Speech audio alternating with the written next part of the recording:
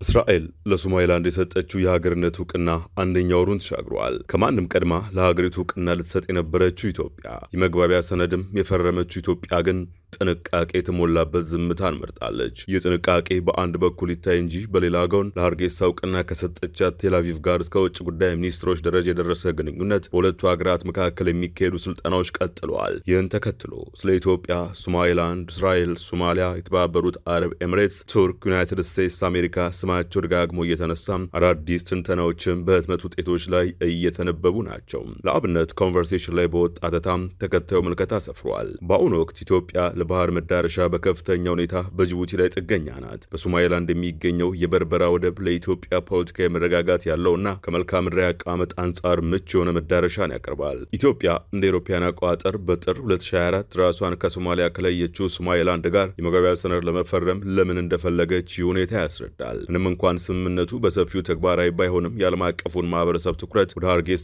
የእውቅና ጥያቄ እንዲመለስ አድርጎታል። የኢትዮጵያ ጥንቃቄ የተሞላበት አካሄድ ተጨማሪ ቀጠናዊ ውጥረቶችን ለማስቀረት ያለመ ነው። በተጨማሪም የሀገር ውስጥ ፖለቲካዊ ሁኔታዎች ለኢትዮጵያ ዳተኛ ምላሽ ምክንያት ሆነዋል። አገሪቱ በገዛ ግዛቷ ውስጥ ከተለያዩ አማጽያን ጋር እየታገለች ነው። ሌላው ተጨማሪ ምክንያት ኢትዮጵያ ከቻይናና ከቱርክ ጋር ያላት የተጠበቀ ፖለቲካዊና ኢኮኖሚያዊ ግንኙነት ነው። ሁለቱም ሀገራት የሶማሊያን የግዛት አንድነት በጥብቅ ይደግፋሉ። አዲስ አበባ ለእስራኤል ውሳኔ የሰጠችውን ጥንቃቄ የተሞላበት ምላሽ የሚወስነው ይህ የቀጠና የምኞትና የሀገር ውስጥ ተጽዕኖች ጥምረት ነው እያለ ይቀጥላል። ኮንቨርሴሽን ብቻ ሳይሆን ዘ ታይምስ ኦፍ እስራኤልም በተመሳሳይ ሰፊ አተታን አስነብበዋል። ለእናንተ የአዲስ ማለዳ ተከታታዮች በሚመች መልኩም እንዲህ ወደ አማርኛ መልሰን አሰናድተነዋል። አብረን እንቆይ።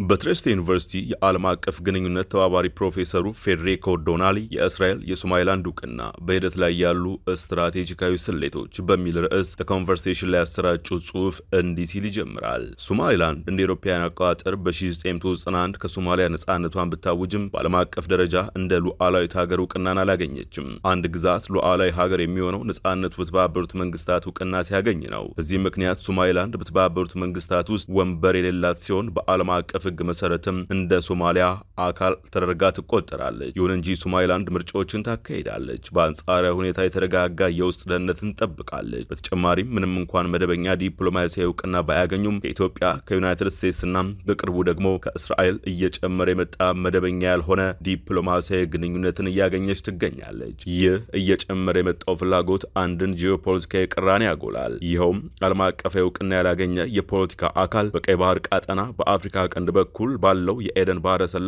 ላይ ስትራቴጂካዊ ፋይዳው ከፍተኛ ይሆናል። ይህ አካባቢ ሜዲትራኒያን፣ መካከለኛው ምስራቅና የህንድ ውቅያኖስን የሚያገናኝ ቁልፍ መስመር ነው። እንደ አውሮፓውያን አቆጣጠር ታህሳስ 26 ቀን 2025 የእስራኤሉ ጠቅላይ ሚኒስትር ቤንያሚን ኔታንያሁ ሶማሊላንድን እንደ ሉዓላዊ ሀገር እስራኤል እንደምታውቃት ይፋ አድርገዋል። ይህም እስራኤልን ይህንን እውቅና በመስጠት የመጀመሪያዋ የተባበሩት መንግስታት አባል ሀገር አድርጓታል። ምንም እንኳን የዚህ ውሳኔ ተጨባጭ ውጤቶች እስካሁን እርግጠኛ ባይሆኑም የእስራኤል እርምጃም በአፍሪካ ቀንድና በቀይ ባህር ቀጠና ያላትን ተጽዕኖ ለማጠናከር ከምትከተለው ሰፊ ስትራቴጂ ጋር የሚጣጣም ነው። ከሁሉም የአፍሪካ ሀገራት መካከል የባህር በር የሌላት ኢትዮጵያ በበርበራ ወደብ በኩል ቀጥተኛ የቀይ ባህር መዳረሻ ለማግኘት ባላት ፍላጎት ምክንያት ሶማሊላንድን በይፋ ለመቀበል በጣም ተቃርባለች። የፍላጎት በቀጠናው ካለው ፉክክርና አለመረጋጋት አኳያ ይበልጥ አጣዳፊ ሆኗል። የአሜሪካ ባለስልጣናት እስራኤል ሶማሊላንድን የማወቅ መብቷን ቢከላከሉም አሜሪካ ራሷ ግን እንደምታውቃት ቢገመትም እስካሁን ያደረገችው ነገር የለም። በአፍሪካ ቀንድ ያለውን የፖለቲካ እንቅስቃሴ አጥንቻለሁ። በቅርቡም በቀይ ባህር ላይ ስላሉ ተፋላሚ ፍላጎቶች የሚያብራራ መጽሐፍ አሳትም ያለው የሚሉት ጸሐፊው ለኔ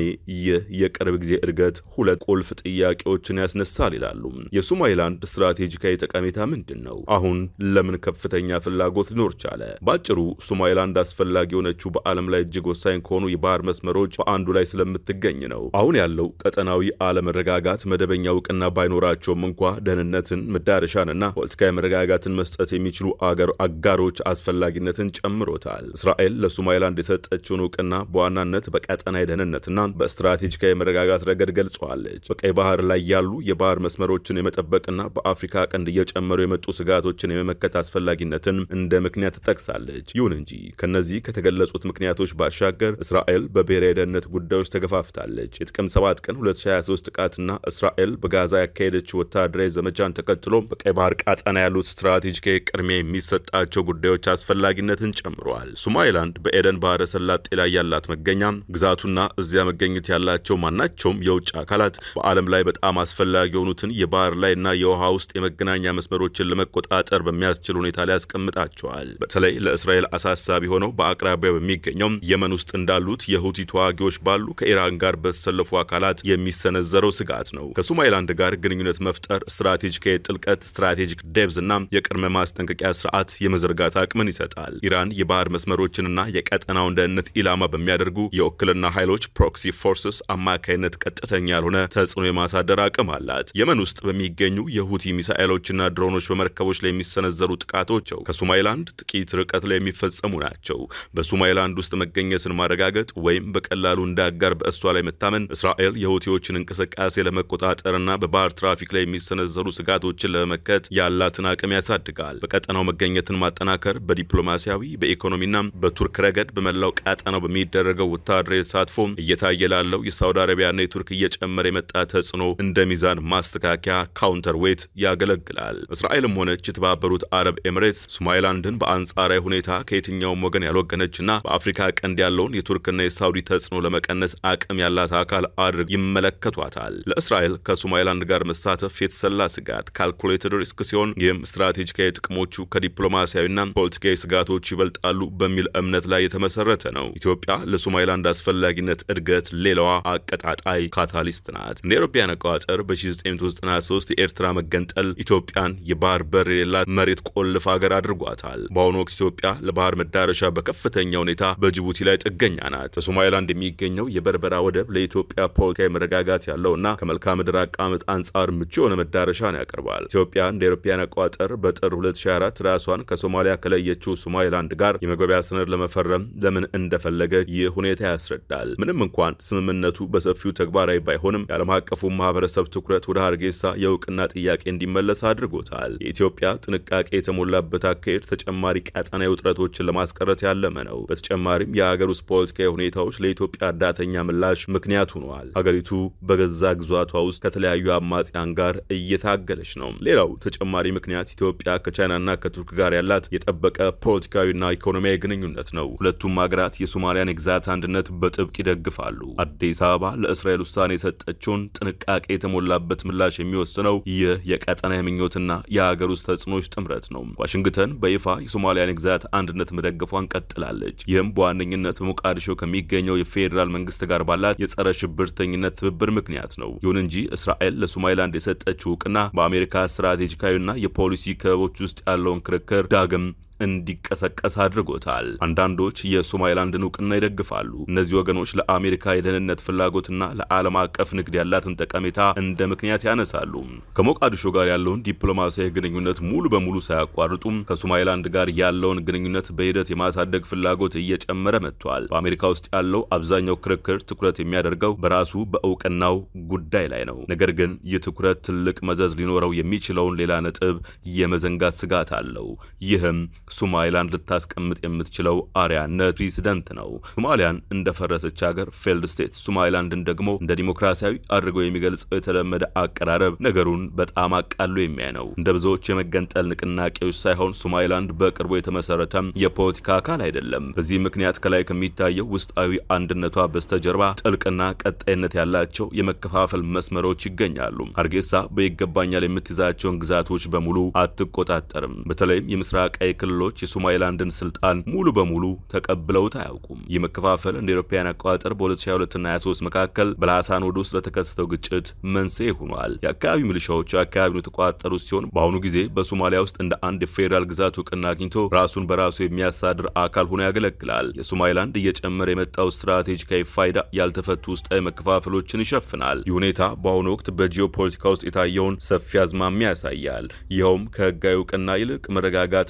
ጠቃሚ ተጠቃሚነት ይበልጥ አስፈላጊ የሆኑ መምጣታቸውን ነው። ለውጭ አካላት ከሶማሊላንድ ጋር ግንኙነት መፍጠር ተለዋዋጭ በሆነው ቀጠና ውስጥ የአጭር ጊዜ ጥቅሞችን ሊያስገኝ ይችላል። ሆኖም ግን ውስጣዊ ስንጥቆቿንና አሁንም አከራካሪ የሆነውን ሉዓላዊነቷን ከግምት ሳያስገቡ የሚሰጥ እውቅና የቆዩ ችግሮችን ከመፍታት ይልቅ አዳዲስ የአለመረጋጋት ምንጮችን የመፍጠር ስጋት አለው በማለት ትንታኔው ይቋጫል። አብድራሺድ ኢብራሂም የሶማሊላንድ ሪፐብሊክ የፕላንና ብሔራዊ ልማት የማህበራዊ ጉዳይና ሰራተኛ እንዲሁም የንግድና ቱሪዝም ሚኒስትሮች የቀድሞ ዋና ዳይሬክተር ነበሩ። በአካዳሚክ ዘርፍና በስራ ፈጠራ ኢኖቬሽን የ10 ዓመት ልምድ ያላቸው ሲሆን ትኩረታቸውም በህዝብ ፖሊሲ አመራር፣ በትምህርት፣ በቴክኖሎጂና በፈጠራ ላይ ነው። እኚህ ልሂቅ ታዲያ ሶማሊላንድ የአፍሪካ ቀጣዩ ስትራቴጂካዊ የኢንቨስትመንት ግንባር በሚል ሰፊ አተታን በታይምስ ኦፍ እስራኤል ላይ ያስነብበዋል። ዓለም አቀፍ ኩባንያዎች የአቅርቦት ሰንሰለታቸውን በንቃት እያዋቀሩና አዳዲስ የምርት አካባቢዎችን እየፈለጉ ባሉበት በዚህ ወቅት ሶማሊላንድ በአፍሪካ ውስጥ ተስፋ ሰጪና በሚገባ ያልተፈተሹ የኢንቨስትመንት መዳረሻዎች አንዷ በመሆን እየጎላች መጥታለች ይላሉ። በጂኦፖለቲካዊ መከፋፈል በከፍተኛ የሎጂስቲክስ ወጪና ከለመዱት የንግድ ማዕከላት ወጣ ብሎ አማራጮችን የማስፋፋት ፍላጎት በነገሰበት በዚህ ዘመን ድንበር ተሻጋሪ ኮርፖሬሽኖች ለፖለቲካዊ መረጋጋት፣ ለስትራቴጂካዊ መልክዓ ምድር፣ ለውጭ ቆጣቢነትና ለሰፊ የተቀናጁ ገበያዎች ቅድሚያ እየሰጡ ይገኛሉ። ሶማሊላንድ ይህንን ጥምረት በትክክል የምታቀርብ ሲሆን የዚህ ዕድል ማዕከል ደግሞ የበርበራ የኢኮኖሚ ቃጠና በርበራ ኢኮኖሚክ ዞን ነው። ሶማሊላንድ ላለፉት 3 አስርት ዓመታት ያስመዘገበችው የታመነ የፖለቲካ መረጋጋትና የውስጥ ደህንነት በአፍሪካ ቀንድ ውስጥ እጅግ አስተማማኝ ከሆኑ የስራ አካባቢዎች አንዷ እንድትሆን አድርጓታል። አብዛኛው ቃጠና ረዥም ጊዜ የፈጀ ግጭት ውስጥ በቆየበት ሶማሊላንድ የሚሰሩ ተቋማትን ገንብታለች። አብዛኛው ቀጠና ረዥም ጊዜ የፈጀ ግጭት ውስጥ በቆየበት ወቅት ሶማሊላንድ የሚሰሩ ተቋማትን ገንብታለች። ማህበራዊ ትስስርን ጠብቃለች። እንዲሁም አስቀድሞ ሊገመት የሚችል የንግድ ሁኔታን መፍጠር ችላለች። ይህ መረጋጋት የፖለቲካ ስኬት ብቻ ሳይሆን የኢኮኖሚ ሀብትም ጭምር ነው። ለባለሀብቶች መረጋጋት ማለት አነስተኛ ስጋት፣ ዝቅተኛ የግብይት ወጪና በረዥም ጊዜ እቅድ ላይ የላቀ እምነት እንዲኖር ማድረግ ማለት ነው። በዓለም አቀፍ የኢንቨስትመንት ቋንቋ ሶማሊላንድ ብዙዎች አዳዲስ ገበያዎች ሊያቀርቡ የማይችሉትን ነገር ታቀርባለች። እሱም ቀጣይነት ኮንቲኒቲ ነው። የበርበራ የኢኮኖሚ ቃጠና የሶማሊላንድ እጅግ አስፈላጊ የስትራቴጂክ የኢኮኖሚ መድረክ ነው። የቃጠና የወደብ መሰረተ ልማትን፣ የማምረቻ ቦታዎችን፣ የንግድ ማመቻቻዎችና የኢንቨስትመንት አገልግሎቶችን በአንድ የስራ ማዕቀፍ ውስጥ የሚያቀናጅ የኢንዱስትሪና የሎጂስቲክስ ስነ ምህዳር ሆኖ ተቀርጿል። የበርበራ የኢኮኖሚ ቃጠና ጥቂት የሀገር ውስጥ ገበያን ብቻ የሚያገለግል ተራ የኢንዱስትሪ ፓርክ ተደርጎ የታሰበም አይደለም። ይልቁንም ድንበር ተሻጋሪ ኩባንያዎች እቃዎችን እንዲያገጣጥሙ፣ እንዲያመርቱ፣ እንዲያቀነባብሩና ወደ ተለያዩ የአፍሪካ ሀገራት፣ መካከለኛው ምስራቅና ከዚያም ባሻገር መልሰው እንዲልኩ ሪኤክስፖርት የሚያስችል የቀጠናዊና አህጉራዊ መዳረሻ በር ተደርጎ እየተነደፈ ነው። መልክዓ ምድር የበርበራ የመጀመሪያውና እጅግ መሰረታዊ ጠቀሜታ ነው። ከተማዋ በቀጥታ በኤደን ባህረ ሰላጤ ላይ በዓለም ላይ እጅግ ወሳኝ ከሆኑ የባህር መስመሮች አንዱ በሆነው በባቤል መንደብ አጠገብ ትገኛለች። እስያ፣ መካከለኛው ምስራቅ፣ አውሮፓና አፍሪካን በሚያገናኘው በዚህ ጠባብ መስመር ውስጥ ከፍተኛ የዓለም የንግድ ድርሻ ያልፋል። ይህም በርበራን እንደ ዱባዩ ጀበል አሊ፣ የኦማኑ ሳላላህ፣ ጅቡቲና የግብፁ ፖርት ሳኢድ ካሉ ዓለም አቀፍ ወደቦች ጋር በተመሳሳይ ስትራቴጂካዊ ደረጃ ላይ ያስቀምጣታል። ሆኖም ግን በእነዚህ መጨናነቅ ከሚታይባቸው ማዕከላት በተለየ መልኩ በርበራ ዝቅተኛ የትራፊክ ጥግግት፣ ፈጣን የመርከቦች ማስተናገጃ ጊዜና ከፍተኛ የሆነ ዝቅተኛ የውጭ አወቃቀርን ያቀርባል። የመርከብ መዘግየቶችና የወደብ መጨናነቅ ወጪዎች እየጨመረ በመጣበት ዓለም አቀፋዊ ሁኔታ ውስጥ ይህ የአሰራር ብቃት ጠንካራ የውድድር ብልጫን ይፈጥራል። የበርበራ እውነተኛ የኢኮኖሚ አባሽ መልቲፕላየር ኢፌክት የሚገኘው በአፍሪካ በህዝብ ብዛት ሁለተኛ ከሆነችውና ፈጣን የኢኮኖሚ እድገት ያስመዘገቡ ካሉ ሀገራት አንዷ ለሆነችውም ኢትዮጵያ ባለው የቀጥታ መዳረሻነት ላይ ነው። ከ120 ሚሊዮን በላይ ህዝብ ያላት ኢትዮጵያ ገበያ ከፍተኛ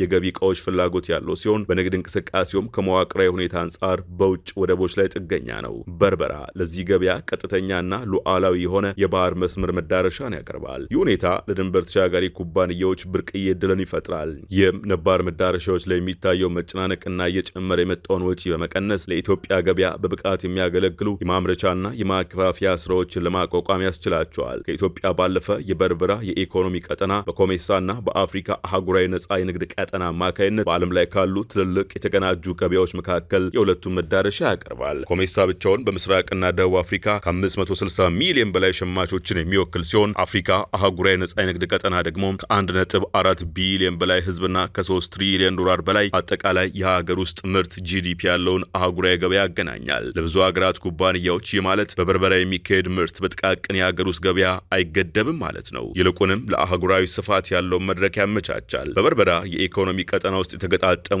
ወይም የተቀነባበሩ ዕቃዎች በልዩ የንግድ ስምምነቶች አማካይነት በመላው አፍሪካ መልሰው ሊላኩ ይችላሉ። ይህም ሶማሊላንድን በአፍሪካ እየተገነባ ባለው አንድ ገበያ ውስጥ የማምረቻና የሎጂስቲክስ እምብርት ያደርጋታል። ይህ ሞዴል በንድፈ ሀሳብ ብቻ ያለ አይደለም። ይልቁንም በዓለም ላይ ስኬታማ የሆኑ ነፃ የንግድ ቀጠናዎች የተከተሉትን ጎዳና የሚደግም ነው። ሼንዘን ቻይናን የዓለም የማምረቻ ኃይል አድርጓታል። ጀበል አሊ ዱባይን የመካከለኛው ምስራቅ የሎጂስቲክስ ዋና ከተማ አድርጓታል። ታንጀርሜድ ሞሮኮን በአውሮፓና በአፍሪካ መካከል የኢንዱስትሪ ድልድይ እንድትሆን ዳግም አስቀምጧታል። ሲንጋፖርም አነስተኛ የሀገር ውስጥ ገበያ ቢኖራትም አጠቃላይ የልማት ስልቷን የገነባችው የንግድና የምርት ማዕከል በመሆን ላይ ነው። በእያንዳንዱ ሁኔታ እነዚህ ቀጠናዎች ለውጭ ቀጥተኛ ኢንቨስትመንት፣ ለቴክኖሎጂ ሽግግር፣ ለኢንዱስትሪ ልማትና ለዓለም አቀፍ ትስስር እንደ ማፋጠኛ ሆነው አገልግለዋል። የበርበራ ኢኮኖሚ ቀጠናም ይህንኑ ተመሳሳይ ስኬት እንዲከተል ተደርጎ መዋቅራዊ በሆነ መንገድ ተነድፏል። ድንበር ተሻጋሪ ኩባንያዎች የነጻ ንግድ ቀጠናዎችን ስትራቴጂካዊ ጠቀሜታ ቀድሞውንም በሚገባ ይረዱታል። እንደ አማዞን፣ ዩፒኤስ፣ ፌዴክስ፣ ዴችኤል፣ ማርክስ፣ ማይክሮሶፍት፣ ጎግል፣ አይቢኤም፣ ኦራክል፣ ኤግዞን ሞባይል፣ ቼቭሮን፣ ቤከር ሁክስ፣ ኮካ ኮላ፣ ፕሮክተር ኤንድ ጋምብል፣ ጄኔራል ኤሌክትሪክ፣ ፎርድ እና ቴስላ ያሉ ኩባንያዎች በአፍሪካ በእስያና በመካከለኛው ምስራቅ በሚገኙ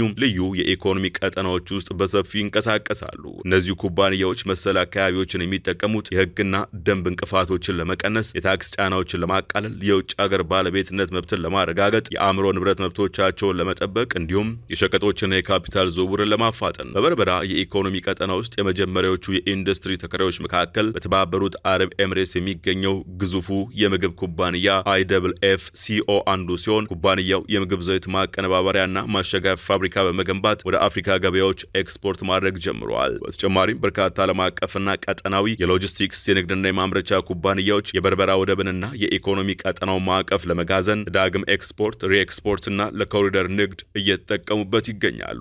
የዓለም የምግብ ፕሮግራም WFP በርበራን ለቀጠናዊ ስራዎቹ እንደ ቁልፍ የሰብአዊ እርዳታ ሎጂስቲክስ ማዕከል የተጠቀመበት ሲሆን ሌሎች በርካታ ኩባንያዎችም በምዝገባና ስራ ለመጀመር በዝግጅት ሂደት ላይ ይገኛሉ። የበርበራ የኢኮኖሚ ቀጠና በትክክል እንዲህ አይነት ምቹ ሁኔታን ያቀርባል። ሆኖም ይህ የሚሆነው እስካሁን በሚገባ ባልተነካና በውድድር ረገድ እጅግ ተመጣጣኝ ዋጋ ባለው መልክዓ ምድር ላይ ነው። በርበራን ልዩ ተመራጭ የሚያደርጋት መልክዓ ምድራዊ አቀማመጧ ብቻ ሳይሆን ተቋማዊና ተግባራዊ መሰረቶቿም ጭምር ናቸው። ዲፒ ወርልድ የበርበራ ወደብ ዋና ኦፕሬተር ሆኖ መገኘቱ ለወደቡ ዓለም አቀፋዊ ተአማኒነት፣ ተግባራዊ ልምድና ዓለም አቀፍ የመርከብ ትስስር መረቦች ጋር መዋሃድን ይሰጠዋል። የዲፒ ወርልድ ተሳትፎ የባለሀብቶችን ጥርጣሬ በእጅጉ ከመቀነሱም በላይ በርበራን በወደብ አስተዳደርና በሎጂስቲክስ ረገድ ካሉ ምርጥ ዓለም አቀፍ አሰራሮች ጋር ያተካክላታል። ብዙዎች የአፍሪካ ልዩ የኢኮኖሚ ቀጠናዎች ደካማ ኦፕሬተሮች፣ ደካማ ትስስርና ውስን ዓለም አቀፋዊ ውህደት ስላላቸው ነገር ያላቸውን ባለሀብቶች ለመሳብ በሚቸገሩበት ሁኔታ ውስጥ በርበራ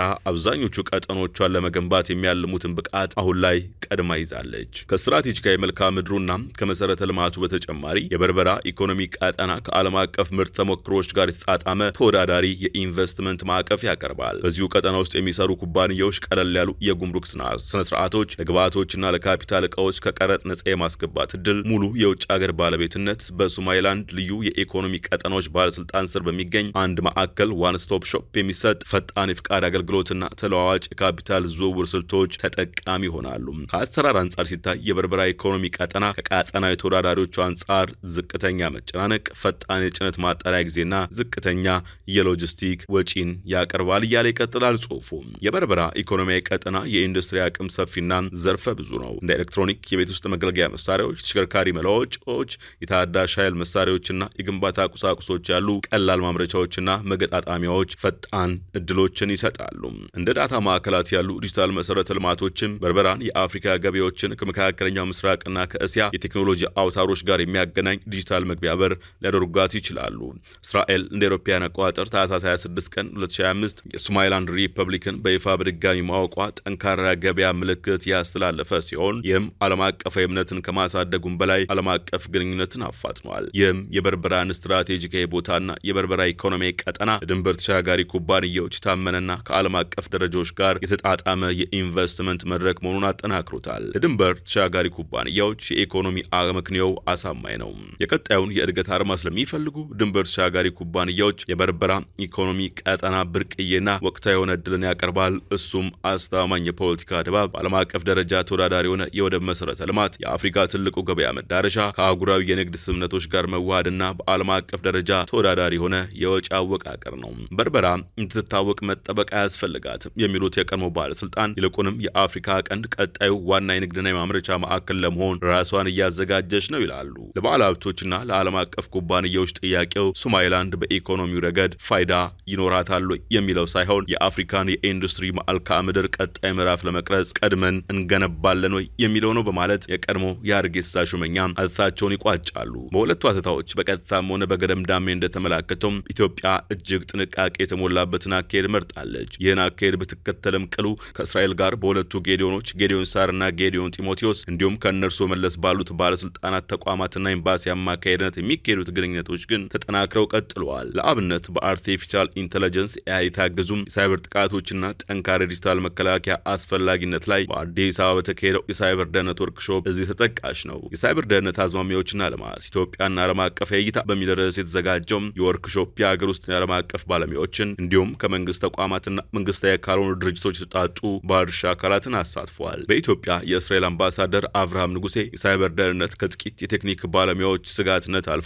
አሁን ላይ ስትራቴጂካዊ አስፈላጊነት መሆኑን ጠቅሰዋል። አምባሳደሩ ኢትዮጵያ አስደናቂውን የዲጂታል ትራንስፎርሜሽን ጉዟን ስታፋጥን የዲጂታል ሀብቶችን መረጃዎችና ስርዓቶችን መጠበቅ ከመቼውም ጊዜ በላይ ወሳኝ እየሆነ መጥቷል ብለዋል። አክለውም የሳይበር ደህንነት በዘርፎች በድንበሮችና በተለያዩ የሙያ መስኮች መካከል ትብብርን የሚጠይቅ የጋራ ኃላፊነት መሆኑን አሳስበዋል። ኢትዮጵያ የዲጂታል 2030 ስትራቴጂን ይፋ ማድረጓን በመጥቀስ እስራኤል ሀገሪቱ ወደ አስተማማኝና የፈጠራ ውጤት ወደ ሆነው ዲጂታል የወደፊት ጉዞ የምታደርገውን ጥረት መደገፏን ኩራት እንደሚሰማት ገልጸዋል። እስራኤልና ኢትዮጵያ በግብርና፣ በውሃ ሀብት አስተዳደር፣ በጤናና በትምህርት ዘርፎች ለበርካታ አስርት ዓመታት የቆየ ትብብር እንዳላቸውም ያስታወሱት አምባሳደሩም በቅርቡ የዘመናዊ ኢኮኖሚያዊ ፍላጎቶችን ለማሟላት ሲባል ትብብሩ ወደ ዲጂታል ቴክኖሎጂ፣ ወደ ከፍተኛ የቴክኖሎጂ ፈጠራና ወደ ሳይበር ደህንነት መስፋፋቱን ጠቁመዋል። እናም ኢትዮጵያ ከእስራኤል ጋር በሌሎች መስኮች እያደረገች እንዳለችው የእሷን ፈለግ ተከትላ በሶማሊላንድ ተመሳሳዩን ታደርጋለች ወይስ ተገንጣይነትን ከማይደግፉት ከአበዳሪዋ ቻይና ከንግድ አጋሯ ቱርክ ጋር ስምም ሆና ትቀጥላለች